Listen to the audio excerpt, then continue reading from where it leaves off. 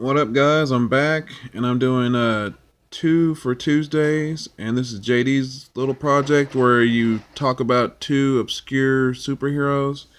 And today I'm doing the first one is Black Lightning, or Jefferson Pierce. He first debuted in 1977 and is created by Tony Isabella, and the first artwork was done by Trevor Von Eden, and he is also, I guess, a co-creator. And Black Lightning, this is issue number 1 right here, newsstand copy. But he first appeared in 77. He was a teacher in suicide slums of Metropolis, and he didn't like how the crime was going there, so he was giving a power belt, basically. Like, he has two different origins. The first one is in this book, where he was given a belt that like let him make electrical force fields and manipulate electricity and shoot it from his hands, but it was all due to the belt. But later on, DC made it where he had a latent meta gene, and it copied the powers of the belt, and so he didn't need the belt any longer. But it was yeah, it was a crazy story on that one. But yeah, at first he didn't have any powers, and then he later got powers from his metagene power. And this is another issue where they, issue number 1, where they tried to revamp him. And he still had the same abilities, where he could manipulate electricity, force fields, stop bio electric energy, which is like your electricity in your body. He could like stop your heart if he wanted to. Now the backstory on him on the new story, which is Black Lightning Year 1, which is actually a good read. This is it right here. This is the retelling of his origin, but they retconned it a little bit. And in this one, he is forced into becoming a superhero because his father was a news reporter, and he was killed by the 100.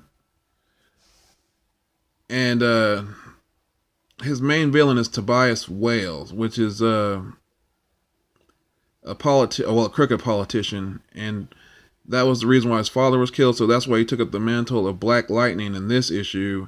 And in the TV show, the 100's a gang, and then in this issue number 1, the 100 is also a gang. But in this one, the 100 is like a vampiric living being, and so it's kind of different in this one. But it's still a good read, and it's a good retelling of his origin. And he does actually have latent metagene powers. He doesn't get any powers from the belt or anything like that, or his suit. He just has the abilities already. So it's pretty cool deal on that. And these are some earlier issues. But yeah, get Black Lightning Year 1. This is the first issue. It's a good read. And this is just Black Lightning issue number 3. This is the introduction and first appearance of Tobias Wales, his arch villain through most of his series. And it's a newsstand copy. But the guy's like a crooked politician, and he's like always trying to get over on people, and he's basically like a low-level kingpin, basically. That's what he is. So, but yeah, that's Black Lightning number 3. And then I have Black Lightning number 4, and this is just got Jimmy Olsen and Black Lightning on the cover, and a guest appearance by Superman. Pretty good read on this one too. That's also a newsstand copy. But Black Lightning, yeah, he's been a member of the Outsiders, and he's also been, which is Batman's group outside of the Justice League. He was a founding member of the Outsiders, and he also has been a part of the Justice League at one point in time. So if you never read Black Lightning, or or you just know from the TV show, pick up a book and read it. It's pretty good stuff. He's not the first black superhero, but he is DC's first black superhero to get his ongoing series, even though it was only for like 12 issues, which was this one. 1 through 12, and then it was stopped. But yeah, Black Lightning, good read there.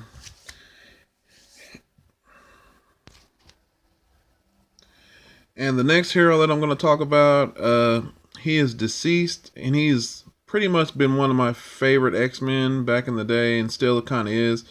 It's John Proudstar, and you might know him as Thunderbird. He was created by Len Wein and Dave Cockrum, and his first appearance was in this book right here. This is a grail for a lot of people.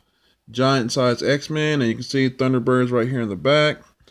Now, he was only basically around for 3 issues because he was in Giant Size X-Men, X-Men 94, and his death culminated in this book, excuse me, right here, which is X-Men 95,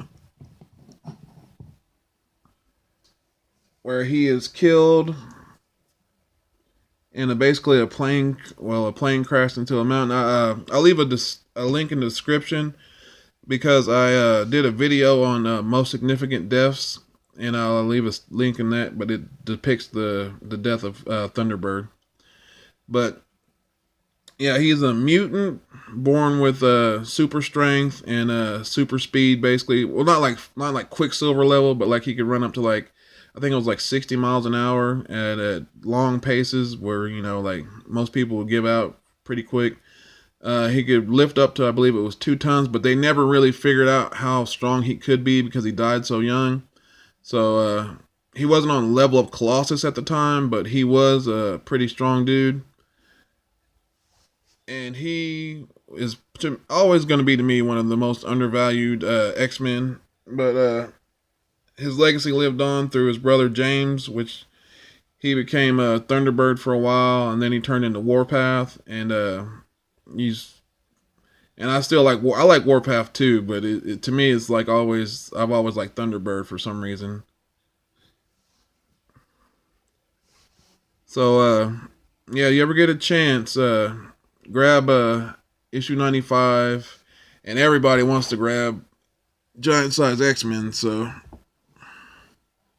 this is his first appearance, Giant Size X-Men, and this is his last appearance, X-Men 95. So he's only around for 3 issues, but hey, he made an impression on me. He might make an impression on you.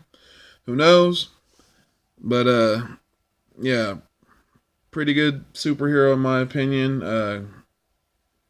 for the time that he was around. So JD, thanks for the idea, man. This is great stuff that you're doing. If you haven't checked out JD's channel, I'm going to leave a link in the description.